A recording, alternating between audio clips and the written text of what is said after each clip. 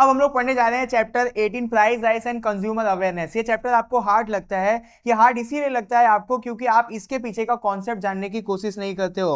आप हर टॉपिक का कॉन्सेप्ट अगर समझोगे तो ये चैप्टर बहुत इजी है। मैं आपको पूरा चैप्टर कॉन्सेप्ट के साथ समझा दूंगा, मेरी गारंटी है कि ये चैप्टर आपको समझ में आ जाएगा। तो यहाँ पे हम लोग इस चैप्टर के अंदर से सबसे पहले प्राइस राइज की मीनिंग को देख लेते हैं। When price of goods and service keep increasing continuously, it is called price rise। अगर आप इसको सिंपल सी लैंग्वेज में समझते हो तो यहाँ पे देखो कि प्राइस जो है गुड्स एंड सर्विस की इंक्रीज हो रही है कंटिन्यूअसली। हम लोग इस सिचुएशन को बोलते हैं इन्फ्लेशन की सिचुएशन। मान लो मेरे पास ये पेन है, ये पेन की कीमत लगातार अगर बढ़ते जाएगी तो आप बोल सकते हो कि इन्फ्लेशन आ गया है देश के अंदर। क्या क्या याद रखना है? प्राइस राइज हो रहा है कंटिन्यूअसली, प्राइस राइज हो रहा है कंटिन्यूअसली। इस सिचुएशन को हम लोग बोलते हैं इन्फ्लेशन की सिचुएशन, महंगाई की सिचुएशन। अब बोर्ड आपसे क्या सवाल पूछ रही है उसके ऊपर फोकस करो। बोर्ड आपको पूछ रही है कि price rise with stability is good for economy. Price rise अगर स्टेबिलिटी के साथ होगी तो वो इकोनॉमी के लिए अच्छा है। मैं आपको ये पूरा कॉन्सेप्ट समझाता हूं। यहां पे मैं लिख देता हूं प्राइस राइज, ये क्या है? गुड है। अब देखो जब प्राइस राइज होगा ना तो बिजनेसमैन का प्रॉफिट क्या होगा? इंक्रीज हो जाएगा। प्राइस राइज हुआ, किसी भी चीज का प्राइस राइज हुआ तो बिजनेसमैन को प्रॉफिट हो गया। जब बिजनेसमैन को प्रॉफिट होगा ना तो वो और ज्यादा प्रोडक्शन करेगा। अब आप ही सोच के चलो ना कि आपको प्रॉफिट हो रहा है तो आप अपनी कंपनी को बड़ा करोगे। आप अपनी कंपनी को बड़ा कर रहे हो मतलब कि आप और ज्यादा प्रोडक्शन कर रहे हो। जब आप प्रोडक्शन करोगे तो आप लोगों को जॉब दोगे। मान लो पहले आप 10 प्रोडक्ट बनाते थे, अब आप 100 प्रोडक्ट बना रहे हो तो आप और ज्यादा लोगों को काम दोगे। जब आप प्रॉफिट बना रहे होगे तो आप अपने एम्प्लॉयज को अच्छा वेजेस दोगे और अच्छी सैलरीज प्रोवाइड करोगे। क्यों? क्योंकि आप भी अच्छा कमा रहे हो तो आप उनको भी अच्छा दोगे। जब एक एम्प्लॉय की सैलरी और वेजेस बढ़ जाएगी तो उसकी परचेसिंग पावर बढ़ जाती है। अब आप बोलोगे कि भैया ये परचेसिंग पावर क्या है, हमें समझ में नहीं आया। मैं समझा देता हूं कि एक इंसान की जब सैलरी बढ़ेगी तो वो ज्यादा चीजें खरीदेगा। एग्जाम्पल देता हूं, अगर एक इंसान की सैलरी 1000 रुपए थी तो वो 10 प्रोडक्ट खरीद रहा था। अब उसकी सैलरी 2000 रुपए हो गई तो अब वो 20 प्रोडक्ट खरीद रहा है। यानी जब सैलरी कम थी तो परचेसिंग पावर कम थी, जब सैलरी बढ़ गई तो परचेसिंग पावर बढ़ गई। सीधी सी भाषा में बोलूं तो खरीदने की औकात को हम लोग बोलते हैं परचेसिंग पावर। अब कोई भी इंसान की परचेसिंग पावर बढ़ जाएगी तो उसका स्टैंडर्ड ऑफ लिविंग इंक्रीज हो जाएगा, उसका स्टैंडर्ड इंक्रीज हो जाएगा। आप ज्यादा अच्छा कमाने लगोगे तो आप ज्यादा अच्छे से रहने लगोगे, तो आप बोल सकते हो कि आपका स्टैंडर्ड बढ़ गया। तो ये सारी चीजें शुरू कहां से हुई थी? प्राइस राइज से शुरू हुई थी। तो इस तरीके से प्राइस राइज इकोनॉमी के लिए अच्छा होता है। अब बोर्ड आपसे एक और सवाल पूछ रही है कि price rise is a problem for the economy. आप बोलोगे भैया अभी तो आप बोल रहे थे कि प्राइस राइज इकोनॉमी के लिए अच्छा होता है, बट बोर्ड ने हमसे पूछ लिया कि प्राइस राइज इकोनॉमी के लिए बेकार है, प्रॉब्लम है। समझाता हूं, इसका भी कॉन्सेप्ट आपको समझाता हूं। थोड़ा सा दिमाग खोल के बैठना। वापस से यहां पे लिख देता हूं मैं प्राइस राइज, ब्रैकेट में लिख देता हूं ये बेकार है, बैड है। अब यहां पे देखो, too much price rise hyper inflation. किसी भी चीज का दाम अगर बहुत ज्यादा बढ़ रहा है ना तब वो दिक्कत देती है। इस कॉन्सेप्ट के लिए हम लोग एक वर्ड यूज करते हैं हाइपर इन्फ्लेशन। किसी भी चीज का दाम अगर जरूरत से ज्यादा बढ़ रहा है तब हम लोग उसको बोलते हैं हाइपर इन्फ्लेशन, और ये बुरा है। समझाता हूं, मान लो 2020 के अंदर आपको 60 रुपए लीटर पेट्रोल मिलता था। 2025 आते आते तक आपको वही पेट्रोल 1 लीटर 150 रुपए का मिलने लगा। किसी भी चीज की कीमत अगर बहुत ज्यादा बढ़ती है तो हम लोग उसके लिए वर्ड यूज करते हैं हाइपर इन्फ्लेशन, और यही इकोनॉमी के लिए नुकसानदायक होती है। अगर ऐसी सिचुएशन है तो it slow down economic growth. ये चीजें इकोनॉमी की ग्रोथ को स्लो करती है। अब यहां पे कुछ चीजें जिसको आप पढ़ो, मनी लूज वैल्यू।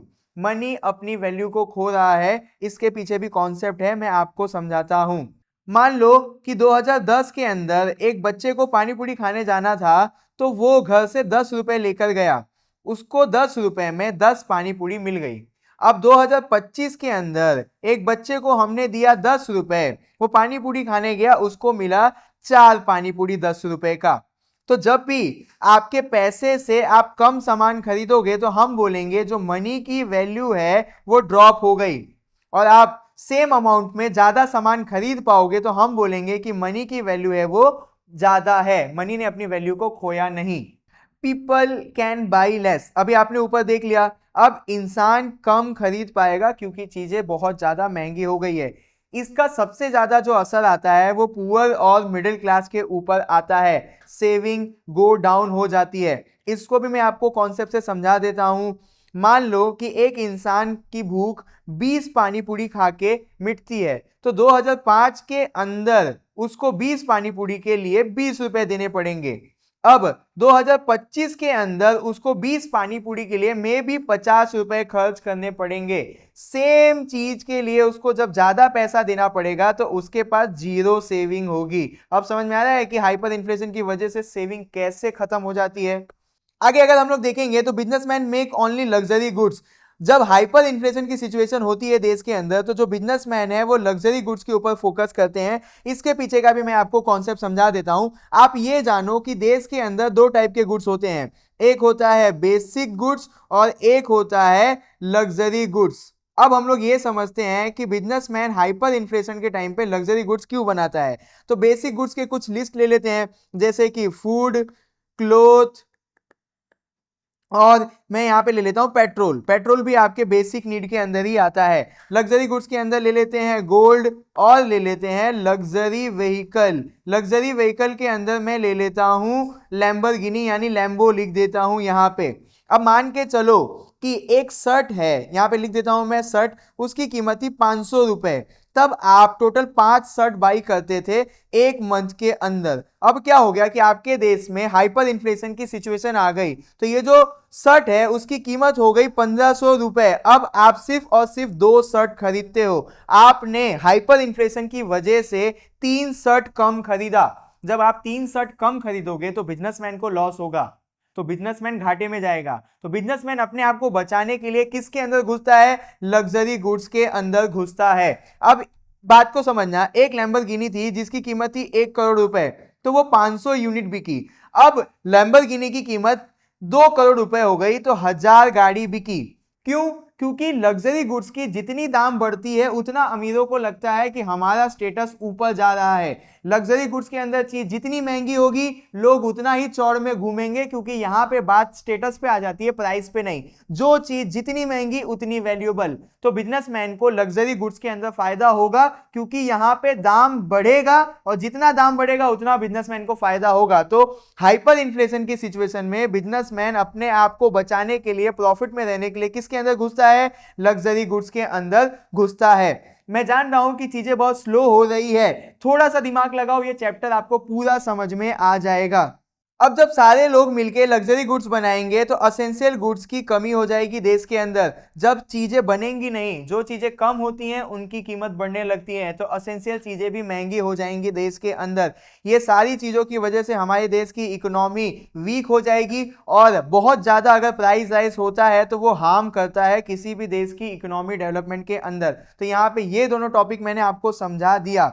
अब आगे मैं आपको एक कॉन्सेप्ट समझाऊंगा। क्यों? क्योंकि ये कॉन्सेप्ट लगेगा तभी आपको आधा चैप्टर समझ में आएगा। अब यहां पे समझो, अगर किसी भी चीज की डिमांड हाई है तो उसकी प्राइस बढ़ जाएगी, और किसी भी चीज की डिमांड अगर लो है तो उसकी प्राइस नीचे गिर जाएगी, उसकी प्राइस ड्रॉप हो जाएगी। याद करके चलो, अगर डिमांड ज्यादा है तो प्राइस बढ़ जाएगी, अगर डिमांड कम है तो प्राइस नीचे गिर जाएगी। अब मान के चलो कि एक दुकान है, उस दुकान के अंदर 10 लोग खरीदने आते हैं और 100 शूज है, तो वो दुकान वाला शूज है सस्ते में सेल कर देगा। अब इसको उल्टा कर देते हैं कि खरीदने वाले 100 हैं और शूज कितना है आपके पास 10, तो दुकान वाला बोलेगा कि भैया खरीदने वाले ज्यादा हैं और मेरे पास प्रोडक्ट कम है, अब मैं क्या करूंगा, इसको हाई प्राइस पे बेचूंगा। समझ में आ रहा है? अगर किसी भी चीज की डिमांड हाई है तो उसकी प्राइस बढ़ जाएगी, किसी भी चीज की डिमांड अगर कम है तो उसकी जो प्राइस है वो लो हो जाएगी। इस कॉन्सेप्ट को हम लोग यूज करेंगे इस चैप्टर के अंदर। अब हम लोग जानते हैं reason for price rise, price rise क्यों बढ़ता है, तो मैं उसके पहले आपको कॉन्सेप्ट समझाता हूं। अब यहाँ पे एग्जांपल से समझते हैं हम लोग। मान लो कि एक विलेज है, उस विलेज के अंदर टोटल 10 प्रोडक्ट्स हैं। कितने प्रोडक्ट हैं? 10 प्रोडक्ट, यानी 10 सामान हैं। वहां के लोग 10,000 रुपए कमाते थे। कितना कमाते थे? 10,000 रुपए। तो अब हम लोग क्या करते हैं कि 10,000 रुपए को डिवाइड कर देते हैं 10 प्रोडक्ट से, तो एक प्रोडक्ट कितने का मिलता था? 10,000 रुपए का मिलता था। अब गवर्नमेंट ने क्या बोला कि 10,000 रुपए आप कमा रहे हो, साथ में 5,000 रुपए हम आपको फोकट में फ्री में दे देंगे। तो टोटल इनकम कितनी हो गई गांव वालों की? 15,000 रुपए। और प्रोडक्ट अभी भी, यहाँ पे ट्विस्ट क्या है कि प्रोडक्ट अभी भी 10 है गांव में, गवर्नमेंट ने 5,000 रुपए दे दिए उनको, तो उनकी इनकम कितनी हो गई? 15,000 रुपए। बट गांव के अंदर आज भी 10 ही प्रोडक्ट है। अब डिवाइड करते हैं, 15,000 रुपए को हम लोग 10 प्रोडक्ट से डिवाइड करेंगे तो अब एक प्रोडक्ट की कीमत हो गई 1,500 रुपए। अगर पैसा हमको एक्स्ट्रा दे दिया जाएगा और प्रोडक्ट और सर्विस को नहीं बढ़ाया जाएगा तो वो चीजें हमको महंगी मिलने लगेगी। तो ये कॉन्सेप्ट मैंने आपको इसीलिए समझाया क्योंकि आगे ये कॉन्सेप्ट आपको लगने वाला है। अब यहाँ पे देखो, प्राइस राइज होने का एक सबसे बड़ा कारण जो है इंक्रीज इन मनी सप्लाई। देश के अंदर मनी की सप्लाई बढ़ जाती है। अब वो पीछे वाले एग्जांपल से कंपेयर करो कि लोगों को 5,000 फालतू में दिया, मतलब कि गवर्नमेंट ने मनी की सप्लाई बढ़ाई, गवर्नमेंट ने मनी की सप्लाई बढ़ाई बट प्रोडक्ट उतना नहीं बढ़ा, तो आपने देखा कि क्या हो रहा था? प्राइस राइज हो रहा था। अब यहाँ पे हम लोग पहला पढ़ते हैं मनी की सप्लाई के अंदर, low rate interest bank give loan at cheaper rate. अब बैंक जो है वो आपको सस्ते में लोन दे रही है जिसकी वजह से महंगाई आएगी। मैं आपको कॉन्सेप्ट समझा देता हूं। अब यहां पे समझो कि आप एक बाइक लेने गए, वो बाइक की कीमत थी 1,00,000 रुपए और गवर्नमेंट आपसे बोल रही थी कि आप ये बाइक को लोन पे ले लो, हमको 30,000 रुपए एक्स्ट्रा दे देना। तो बाइक की कीमत कितनी हो गई? 1,30,000 रुपए। अब यहाँ पे हम लोग समझते हैं कि आप एक बाइक खरीदने गए, बाइक की कीमत कितनी थी? 1,00,000 रुपए। गवर्नमेंट ने बोला आप सिर्फ हमको एक्स्ट्रा 5,000 रुपए ही देना, मतलब अब आपको बाइक के लिए कितना चुकाना पड़ेगा? 1,05,000 रुपए। जब गवर्नमेंट आपको सस्ते में लोन देगी ना तो लोग जाके ज्यादा बाइक खरीदने लगेंगे, मतलब कि डिमांड बढ़ जाएगी। अब डिमांड बढ़ी बट शोरूम वालों के पास ज्यादा बाइक नहीं थी तो वो क्या करेंगे? अपनी बाइक को हाई प्राइस पे सेल करेंगे। मान लो कि शोरूम वालों के पास 10 बाइक थी, तब वहां पे 20 लोग खरीदने आते थे। अब शोरूम वालों के पास बाइक तो 10 ही है बट खरीदने कितने लोग आ रहे हैं? 100 लोग। तो शोरूम वाले उस बाइक को महंगे दाम पे बेचेंगे।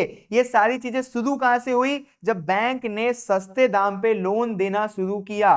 तो अगर हम लोग इंसान के हाथ में पैसा देंगे तो डिमांड बढ़ेगी और वो चीजों को खरीदने जाएगा। और आपने देख लिया कि शोरूम वाले इतने जल्दी से और बाइक नहीं मंगा सकते थे, मतलब कि वो बाइक की सप्लाई नहीं बढ़ा सकते थे इतने जल्दी से। तो वो लोग क्या करेंगे? चीजों को महंगा करके बेचेंगे। बाइक तो आपने ले ली, बाइक चलेगी किससे? पेट्रोल से चलेगी। जब लोन महंगा था तो देश के अंदर 100 बाइक थी। अब बैंक ने क्या किया? लोन को चीप कर दिया, यानी सस्ता कर दिया, तो देश के अंदर 1,00,000 बाइक हो गई। तो अब यहाँ पे आप एक चीज और ध्यान देना कि जब 100 लोग ही पेट्रोल भराने जाते थे तो पेट्रोल मिलता था 50 रुपए लीटर। अब पेट्रोल पंप वालों ने देखा कि सबको पेट्रोल चाहिए, यानी लोग ज्यादा हो गए, मतलब कि हमारे पेट्रोल की डिमांड बढ़ गई। अब वही 50 वाला पेट्रोल आपको 100 रुपए का खरीदना पड़ेगा। क्यों? क्योंकि आपने चीज खरीद ली, डिमांड बढ़ा दी, बट जो पेट्रोल था वो देश में इतना ज्यादा बढ़ा नहीं, तो वो क्या हो गया? महंगा हो गया।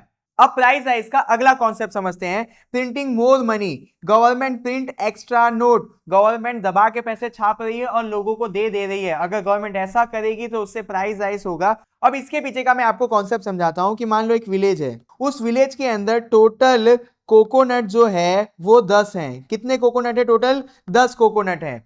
और उस कोकोनट को खरीदने के लिए गांव वालों के पास टोटल जो इनकम है वो भी कितनी है? 10 रुपए है। Total coconut divided by total income, तो हमारे पास आ गया एक कोकोनट का दाम। कितने कोकोनट थे? 10। कितने रुपए थे हमारे पास? 10 रुपए। तो एक कोकोनट हमको कितने का पड़ेगा? 1 रुपए का पड़ेगा। अब क्या हुआ? गवर्नमेंट ने पैसा छाप के गांव वालों को 100 रुपए फोकट में बांट दिया। यहां पे समझना, कोकोनट अभी भी गांव के अंदर 10 है पर लोगों के पास इनकम कितनी हो गई? 100 रुपए। तो अब जो आपको एक कोकोनट है वो 10 रुपए का पड़ेगा। तो अगर आप पैसा फोकट में छाप दोगे और उतना गुड्स एंड सर्विस नहीं बढ़ाओगे तो आपने इस कॉन्सेप्ट से समझ लिया कि उसकी दाम बढ़ जाएगी। इसीलिए गवर्नमेंट पैसा छाप के लोगों को नहीं देती है। अगर गवर्नमेंट लोगों को पैसा छाप के दे देगी तो उससे कोई भी सॉल्यूशन नहीं आएगा, चीजों का दाम बढ़ जाएगा। तो अगर गवर्नमेंट को सही में डेवलपमेंट करना है तो मान लो कि 100 कोकोनट हो तब जाके 150 रुपए लोगों को बांटो। तो अगर आप गुड्स एंड सर्विस को बढ़ाओगे तभी आप पैसों को बढ़ा रहे हो, तो देश के अंदर सही से सब कुछ चल रहा होगा। जितना प्रोडक्ट उसी के आसपास के पैसे, तो देश सही से चल रहा होगा। अब प्राइस राइज का जो तीसरा रीजन है उसको समझते हैं, government spending more given road subsidy and welfare. इसको भी मैं समझाता हूं।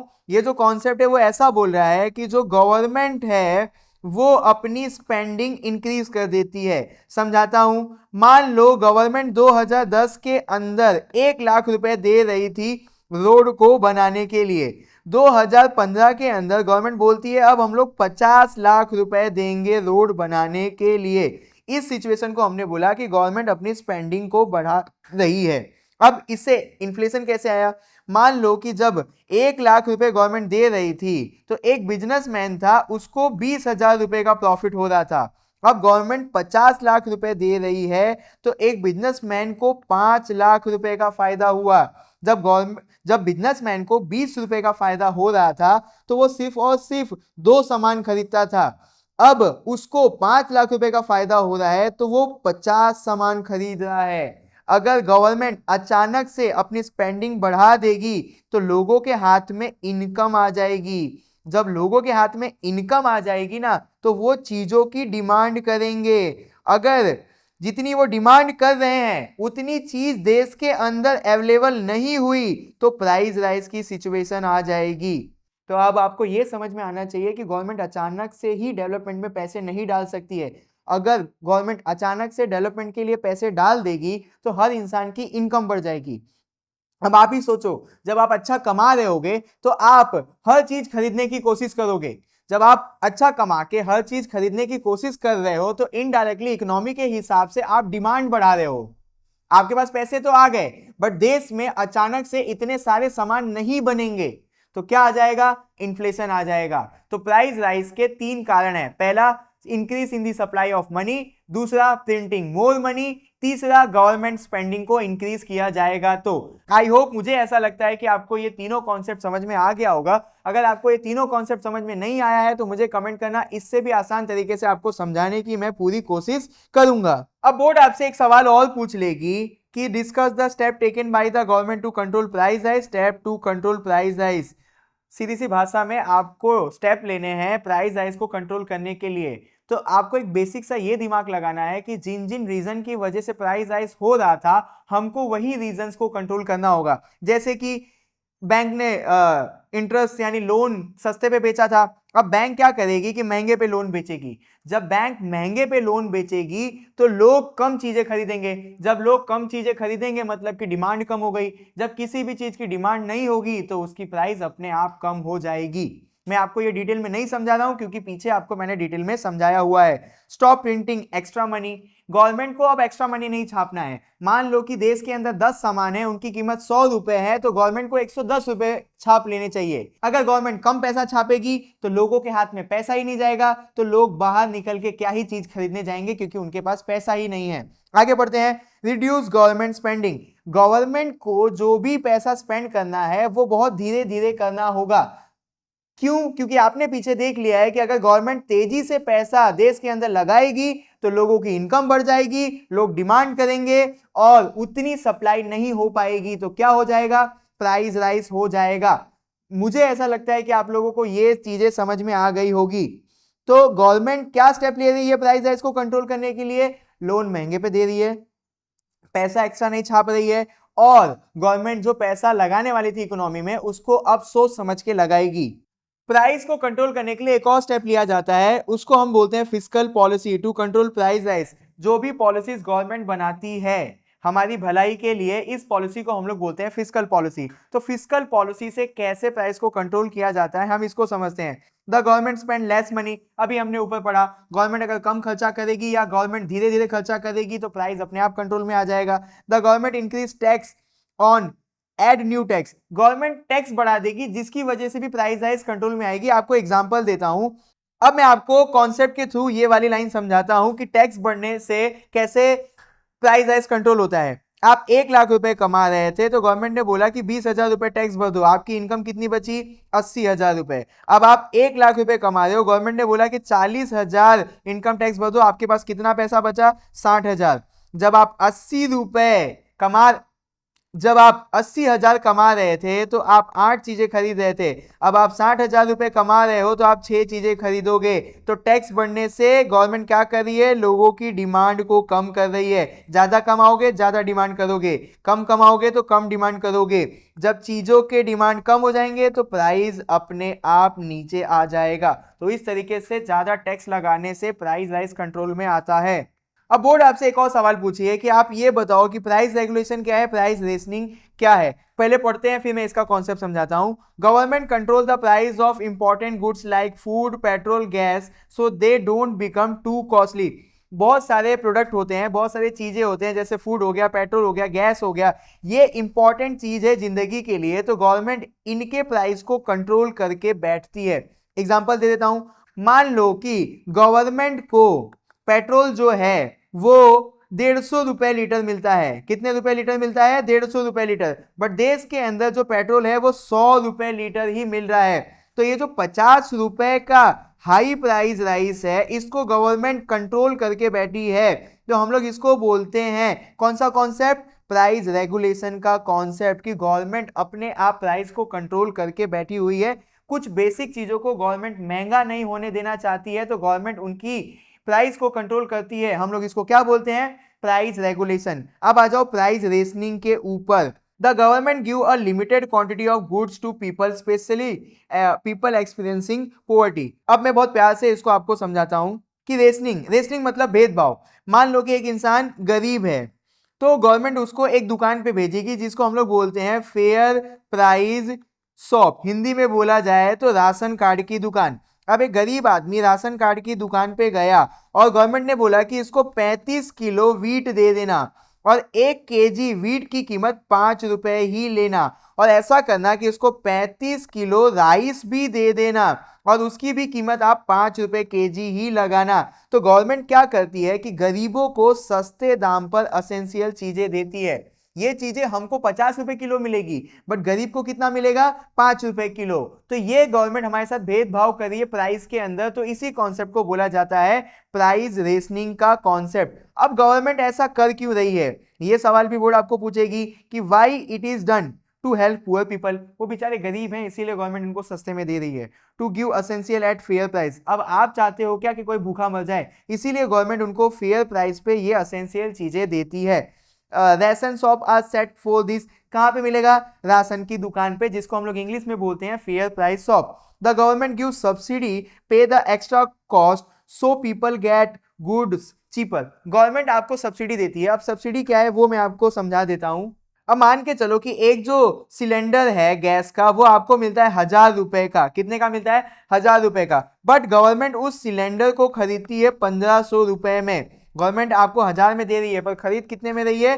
1,500 रुपए में। जो जो तो ये जो 500 रुपए का गैप है हम लोग इसी को बोलते हैं सब्सिडी। आप इसको सिंपल सी भाषा में डिस्काउंट बोल लो। गवर्नमेंट आपको कितने का डिस्काउंट दे रही है? 500 रुपए का डिस्काउंट दे रही है। टेक्निकल टर्म में हम लोग बोलते हैं सब्सिडी। बाटले की, गैस बाटले की एक्चुअल प्राइस थी 1,500 रुपए, गवर्नमेंट आपको कितने में दे रही थी? 1,000 रुपए में। तो 500 रुपए आपके लिए हो गया सब्सिडी। गवर्नमेंट चाहती है कि कोई भी जो बेसिक चीज है वो लोगों को सस्ते में मिल जाए, इसीलिए गवर्नमेंट सब्सिडी देती है। अब यहाँ पे बोर्ड आपको पूछ रही है कि ब्लैक मनी से, ब्लैक मनी को क्या बोला जाता है? Non registered currency. Black money को क्या बोला जाता है? Non registered currency. इसके यूजेस से कैसे प्राइस राइज होती है? यहाँ पे मैंने आपके लिए एग्जांपल लिखा हुआ है कि a person goes two by a wedding hall for his daughter marriage. एक इंसान अपनी लड़की की शादी के लिए मैरिज हॉल को बुक कराने गया। तो जो ओनर है उसने बोला कि 5 लाख रुपए मुझे चेक में दे देना, 2 लाख रुपए मुझे कैश में दे देना। तो 2 लाख रुपए cash is not shown to the government. Total hall वाले ने कितना पैसे रिसीव किया? 7 लाख रुपए। बट उस 7 लाख रुपए में से 5 लाख उसने चेक से लिया और 2 लाख रुपए उसने कैश में लिया। तो ये जो 2 लाख रुपए उसने कैश में लिया इसको हम लोग बोलेंगे ब्लैक मनी। तो ब्लैक मनी क्या होता है? आप जो भी पैसा कमा रहे हो, आप कुछ पैसा छुपा लेते हो। आप वो पैसा क्यों छुपा रहे हो? क्योंकि आपको उस छुपाए हुए पैसे पे टैक्स नहीं देना है। तो ब्लैक मनी का मतलब ये नहीं होता है कि आपके पैसे पे काला कलर कर दिया जाए। ब्लैक मनी का मतलब ये होता है कि आप अपनी इनकम को छुपा रहे हो। क्यों छुपा रहे हो? क्योंकि आपको ज्यादा टैक्स नहीं भरना है। आगे देखते हैं इस कॉन्सेप्ट को। अब वो जो छुपाया हुआ पैसा है, आप उससे या तो गोल्ड खरीदोगे या तो लग्जरी आइटम्स खरीदोगे। अभी भी आपका सवाल आपको नहीं मिला कि ब्लैक मनी से कैसे प्राइस राइज होता है। मान लो कि वो जो 2 लाख रुपए है, वो 2 लाख रुपए से वो बिजनेसमैन गया क्या खरीदने? घर खरीदने गया। तो जो घर है वो अब महंगा मिलेगा। कैसे? कि बिजनेसमैन को ये पैसा अब जल्दी से खर्चा करना होगा। जो घर की कीमत 15 लाख रुपए है, ये बिजनेसमैन बोलेगा कि मैं 17 लाख रुपए देता हूं। तो ब्लैक मनी को इंसान जल्दी से जल्दी खर्चा करना चाहता है। क्यों? ताकि उसको गवर्नमेंट पकड़ ना ले। अब जल्दी से जल्दी वो खर्चा करना चाहता है, इनडायरेक्टली वो डिमांड बढ़ा रहा है। अब वो चाहता है कि जल्दी से जल्दी ये मेरा पैसा कहीं ना कहीं जाके लग जाए। तो वो क्या कर रहा होता है कि जल्दी जल्दी बहुत सारी चीजों की डिमांड करता है। अब आप सबको पता है कि किसी भी चीज की डिमांड अगर बहुत जल्दी उठ रही है तो उतनी सप्लाई नहीं बढ़ पाएगी, तो होगा क्या? प्राइस राइज हो जाएगा। तो ब्लैक मनी जो होता है वो इंसान जल्दी खर्चा करना चाहता है, वरना उसको पुलिस पकड़ के लेके चली जाएगी। अब वो जल्दी कुछ चीजों को खरीदना चाहता है, मतलब डिमांड बढ़ा रहा है। जब डिमांड बढ़ेगी तो प्राइस अपने आप बढ़ जाएगी। It is money hidden from the government to avoid tax. Black money क्या होता है? छुपाया हुआ पैसा। किससे छुपा रहे हैं? गवर्नमेंट से छुपा रहे हैं। क्यों? ताकि हमको टैक्स ना भरना पड़े। People use it to buy land, house, gold and luxury goods. मैंने अभी आपको बताया कि छुपाए हुए पैसे से लोग क्या खरीदते हैं? Land, house, gold and luxury goods. Because no tax is paid the government unless. अगर आप टैक्स नहीं भरोगे तो गवर्नमेंट कम कमाएगी। To cover the loss government increase tax on honest businessman. अब गवर्नमेंट को आप टैक्स नहीं भर रहे हो तो गवर्नमेंट को लॉस होगा, तो गवर्नमेंट क्या करेगी? अपने टैक्स को बढ़ा देगी। जब गवर्नमेंट टैक्स बढ़ाएगी तो प्रोडक्शन कॉस्ट महंगा हो जाएगा, जिससे प्राइस राइज होगी। ये वाला भी चीज आपको समझ में नहीं आ रहा होगा। मान लो कि आपने टैक्स नहीं भरा तो गवर्नमेंट को हुआ लॉस। अब गवर्नमेंट क्या करेगी कि आपके टैक्स को इंक्रीज कर देगी। एक सीन आपके लिए क्रिएट करके देता हूं कि एक प्रोडक्ट है, उसके ऊपर पहले गवर्नमेंट 10 रुपए टैक्स ले रही थी, तो उस प्रोडक्ट की कीमत कितनी थी? 110 रुपए। अब गवर्नमेंट को हो गया लॉस, तो गवर्नमेंट ने ऐसा बोला कि जो 100 रुपए का प्रोडक्ट था उसके ऊपर हम लोग अब 30 रुपए का टैक्स लेंगे। तो अब प्रोडक्ट की प्राइस कितनी हो जाएगी?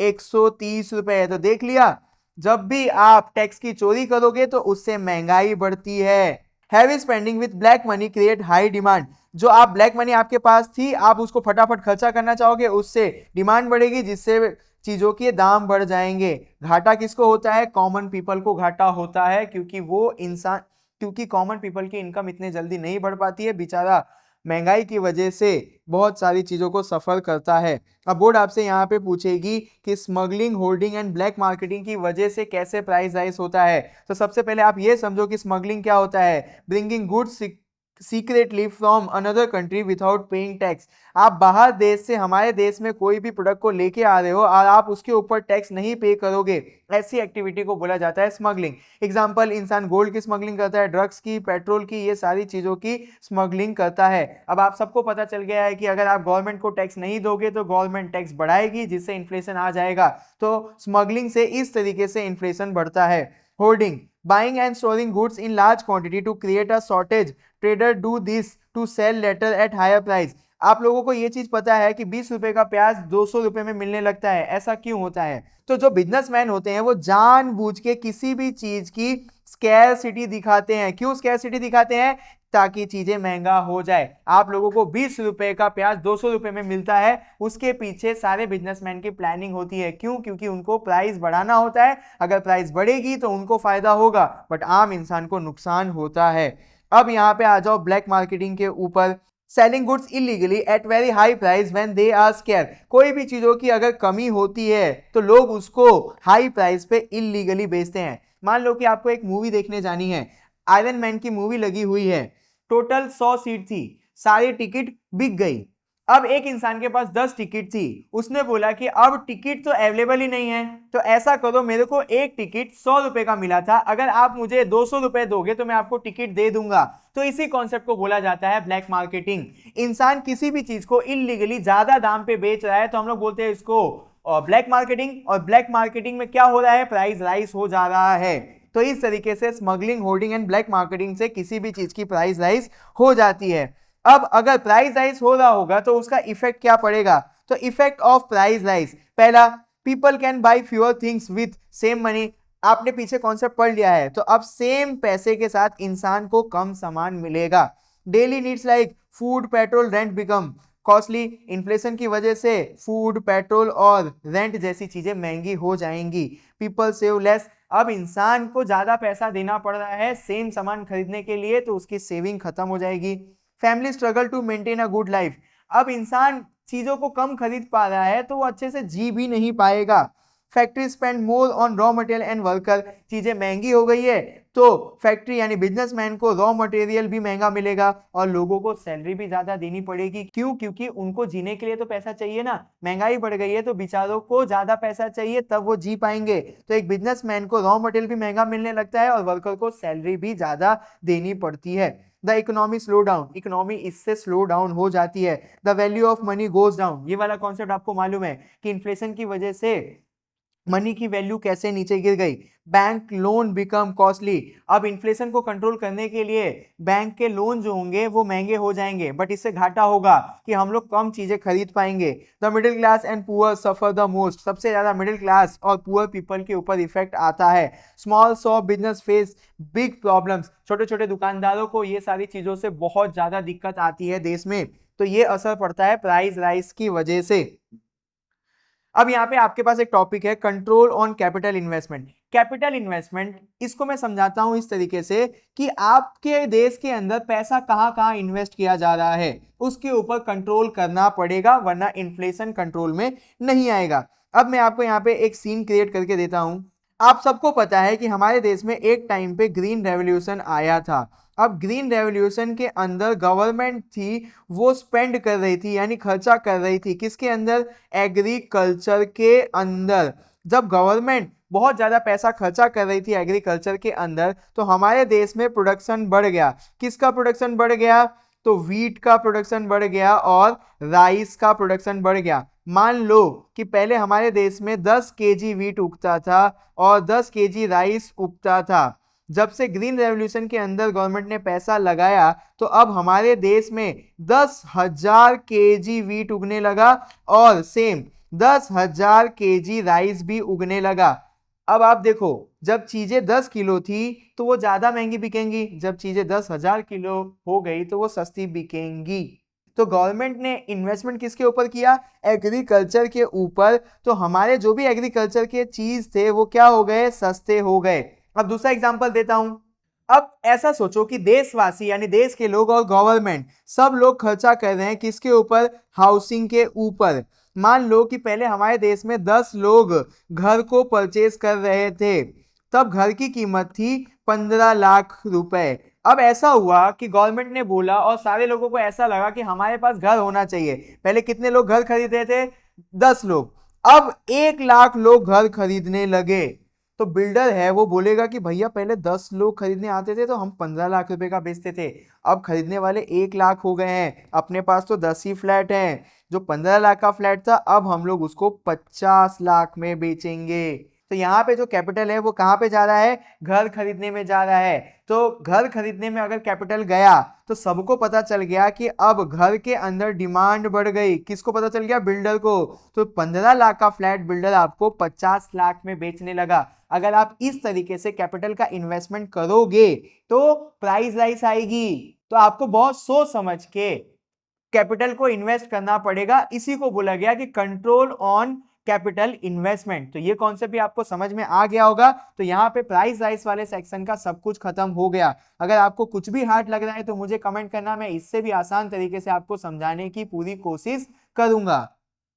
तो अब आ जाते हैं कंज्यूमर अवेयरनेस वाले पे। ये जो पहली 3 लाइन लिखी है आप इसका स्क्रीनशॉट ले लो, आप एक बार रीड करना, समझ में आ जाएगा। मैं आपका ज्यादा समय नहीं खराब करूंगा। अब who is consumer? A consumer is a person who buy goods और use service for personal use, not for sale, for business purpose as per the consumer protection act.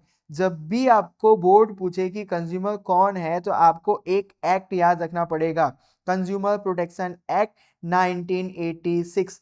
जब भी आप कंज्यूमर वाला सेक्शन पढ़ रहे हो तो एक एक्ट को याद रखो, कंज्यूमर प्रोटेक्शन एक्ट 1986। ये एक्ट हमको ये सिखा रहा है कि कोई भी इंसान किसी भी गुड्स और सर्विस को बाई कर रहा है, किसके लिए? पर्सनल यूज के लिए।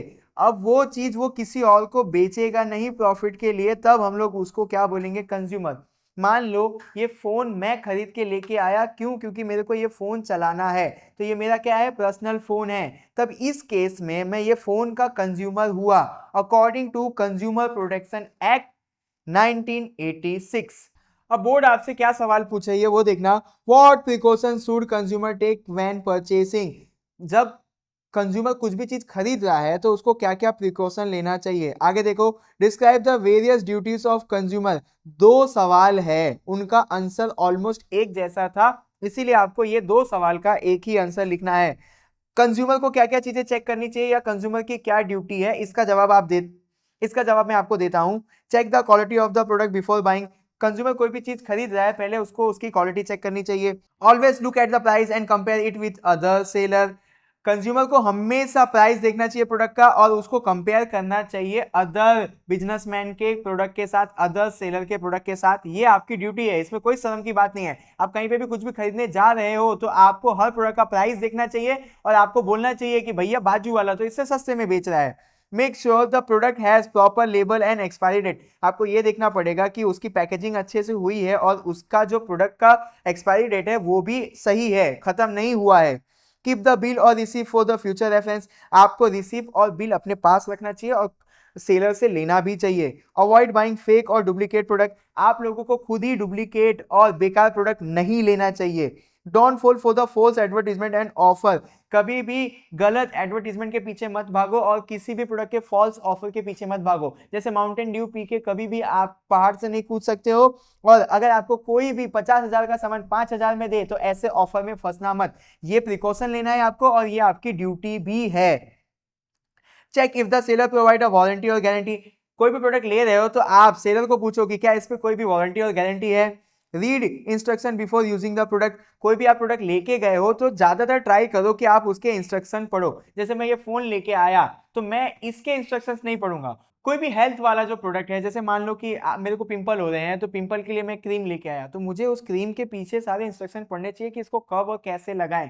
तो ऐसी चीजों पे थोड़ा इंस्ट्रक्शन पढ़ा करो। रिपोर्ट एनी फ्रॉड और unfair practice to the authority. Fraud और अनफेयर प्रैक्टिस अगर हो रही है तो आप जाके पुलिस को कंप्लेन कर दो। ये सारी आपकी ड्यूटी और ये सारे आपके प्रिकॉशंस हैं जब आप कोई भी सामान खरीद रहे हो। तो ये वाले सेक्शंस को मैं स्पीड में पढ़ाऊंगा क्योंकि काफी आसान है। आपको क्या देखना है कि मैंने किस तरीके से लिखा हुआ है। Discuss how and why a customer is exploited. Explain in what way customer are exploited in the market. Customer के साथ चीटिंग कैसे होती है और कस्टमर को उल्लू कैसे बनाया जाता है, इसका जवाब आपको देना है।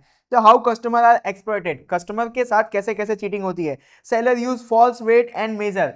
गलत वजन का सामान दे देता है। पुराने जमाने में आपने मूवी देखा होगा ना कि वो किसी भी चीज को तौल रहा होता है। मान लो कि 1 केजी शुगर उसने डाला तराजू के अंदर तो नीचे 100 ग्राम का मैग्नेट लगा के रखता है। तो सेलर गलत वेट वाला अगर आपको प्रोडक्ट दे रहा है तो आपके साथ अत्याचार हो रहा है।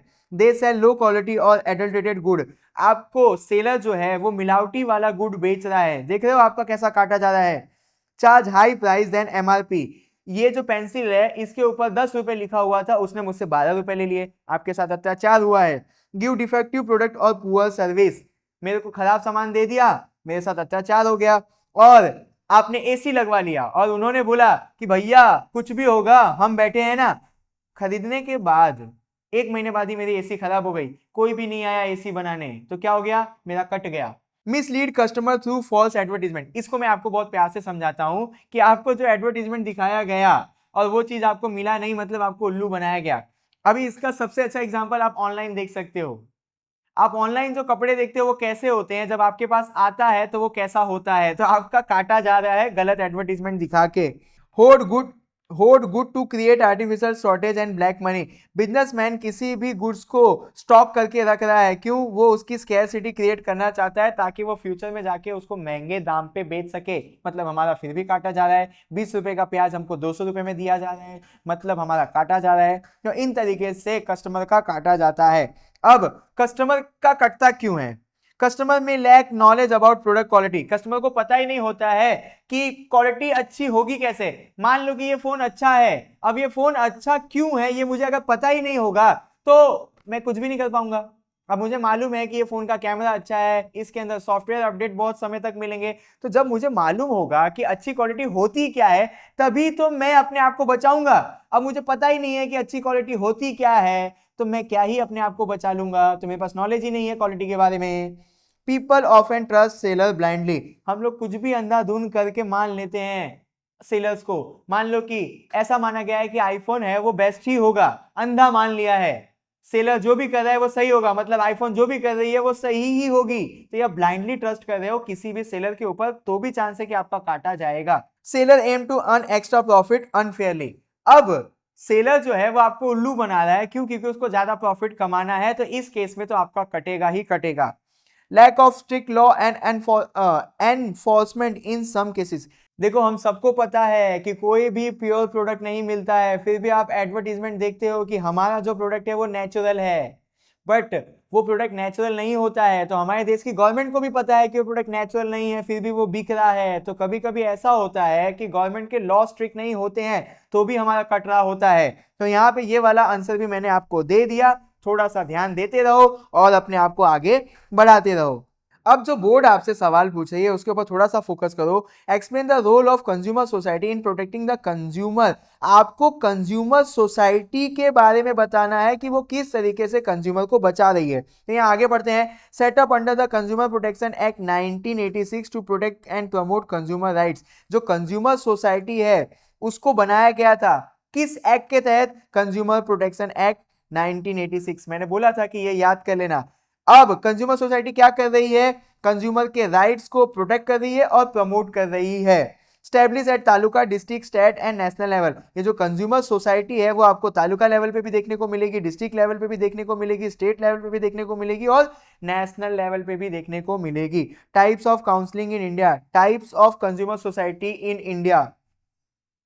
Central consumer protection council national level पे होता है, state consumer protection council state level पे होता है, district consumer protection council local level पे होता है। मान लो कि देश में एक नेशनल काउंसिलिंग है, हर स्टेट में अपना अलग अलग स्टेट कंज्यूमर प्रोटेक्शन काउंसिल है और हर एक डिस्ट्रिक्ट में भी एक कंज्यूमर प्रोटेक्शन काउंसिल होता है। ये लाइन आपको यही सिखा रही है। Non political and non commercial organisation, जो कंज्यूमर सोसाइटी है उसका पॉलिटिक्स से कोई लेना देना नहीं होता, और नॉन कॉमर्शियल मतलब ये प्रॉफिट कमाने के लिए नहीं बनाई जाती है। Provide consumer education and awareness, ये क्यों बनाई जाती है? ताकि कंज्यूमर को एजुकेशन दिया जा सके और उनको अवेयरनेस दिया जा सके कि भैया आपका कटता है तो आप कंप्लेन करो, ऐसे ही चुपचाप मत बैठे रहो।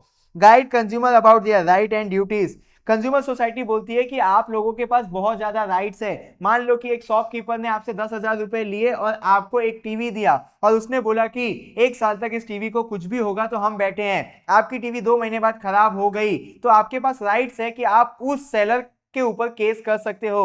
तो अगर आप केस नहीं कर पा रहे हो तो इनके पास जाओ, किनके पास? कंज्यूमर सोसाइटी वाले के पास जाओ, वो आपकी मदद करेंगे आपके हक को दिलाने में। Suggest government policies related to consumer, देखो बिजनेसमैन आपको बहुत अलग अलग तरीके से उल्लू बनाएंगे, तो कंज्यूमर सोसाइटी वालों के पास बहुत सारे लोग अपनी कंप्लेन लेके जाते हैं, तब इनका जो नॉलेज है इस सेक्टर में बहुत ज्यादा बढ़ जाता है। तो ये लोग क्या करते हैं कि गवर्नमेंट को मदद करते हैं, ये बताते हैं कि कस्टमर को बहुत अलग अलग तरीके से काटा जा रहा है, तो आप लोग क्या करो कि अब थोड़ा सा लॉ को बदल दो, क्योंकि जमाना नया है, काटा नए तरीके से जा रहा है, तो हमको पता है कि किस तरीके से काटा जा रहा है। तो आप क्या करो कि अपनी पॉलिसीज के अंदर, अपने लॉ के अंदर चेंजेस कर दो, क्योंकि हमको इसके बारे में नॉलेज है। किनको? कंज्यूमर सोसाइटी को। Review law and suggest change in act, वही मैंने बोला कि ये बहुत सारे एक्ट के बारे में पढ़ते रहते हैं और बोलते हैं कि इनको बदल दो, क्योंकि इस एक्ट के अंदर अभी कमी है, बिजनेसमैन इसका फायदा उठा के अभी भी कस्टमर को उल्लू बना रहा है। Help consumer file complain, consumer की मदद भी करते हैं कंप्लेन फाइल करने के अंदर। अब बोर्ड आपसे एक सवाल पूछ रही है कि state the right of consumer are conferred by consumer protection act, आपको सीधा सा कंज्यूमर राइट्स के बारे में बताना है। तो टोटल कितने कंज्यूमर राइट्स हैं? 7। पहला right to safety, protection against goods and service that are harmful. मान लो कि ये जो फोन है अगर ये फट गया और मेरी बॉडी को कुछ भी नुकसान हो गया तो मेरे पास राइट है कि मुझे इससे सेफ्टी मिलनी चाहिए। अगर मेरे को इससे कोई भी नुकसान हो रहा है तो मैं जाके केस कर दूंगा कंपनी के ऊपर। ये मेरा राइट है कि आपने ऐसा प्रोडक्ट क्यों नहीं बनाया जिससे मुझे सेफ्टी मिले। आगे right to information, right to know detail about product price and quality. आप किसी भी दुकान में गए और आप उस प्रोडक्ट की प्राइस और क्वालिटी और भी सारी डिटेल मांग रहे हो और किसी दुकानदार ने ना बोल दिया तो आप उसको लपड़ मारो, बोलो कि गवर्नमेंट ने हमको राइट टू इंफॉर्मेशन दिया हुआ है, आपको बताना पड़ेगा कि इस प्रोडक्ट की क्वालिटी क्या है, कितने में बेच रहे हो।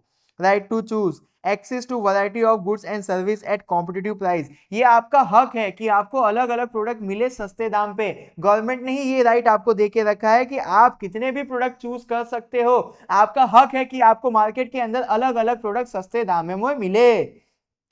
Right to heard, right to voice complain and concern. अगर आपको किसी भी सेलर के बारे में कोई भी डाउट है या कोई भी तकलीफ है तो आपका हक है कि वो आपके कंप्लेन को सुने। अगर नहीं सुनता है तो उसको जाके कुटाई दो। आगे राइट टू रेडरेसल या redressal, right to compensation for defective goods and poor service. मान लो कि मेरा ये जो फोन है ये खराब हो गया तो ये एक डिफेक्टिव प्रोडक्ट है तो इस कंपनी को मुझे कुछ ना कुछ पैसे देने चाहिए।